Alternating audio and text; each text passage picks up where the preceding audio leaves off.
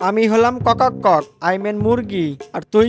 আমি হলাম হাঁস। যারা আমাকে ভালোবাসো তারা একটি লাইক এবং একটি সাবস্ক্রাইব করো। আর যারা আমাকে ভালোবাসো তারা একটি কমেন্ট করো। আজ আমাকে দুজনের মধ্যে হবে চমলক্ষ ফাইট। দেখি আজকে যেতে। দেখা যাবে, তুই শুরু কর। ওকে, আমি মুরগি। দেখতে 3-4 পদের কালার হয়, কালো, সাদা, লাল এবং লালটে কালার। আর তুই? আমারও 3-4টা কালার হয়, যেমন কালো, সাদা, আরো কয়েকটা কালার আছে। আমি প্রধানত গৃহপালিত প্রাণী। আর তুই? আরে আমিও তো গৃহপালিত প্রাণী, মানে আমরা মানুষের ভিতরে থাকতে পছন্দ করি। আমি বেশিরভাগই ভাত, চাল, গম, খুদ এগুলো খেয়ে থাকি। আর তুই?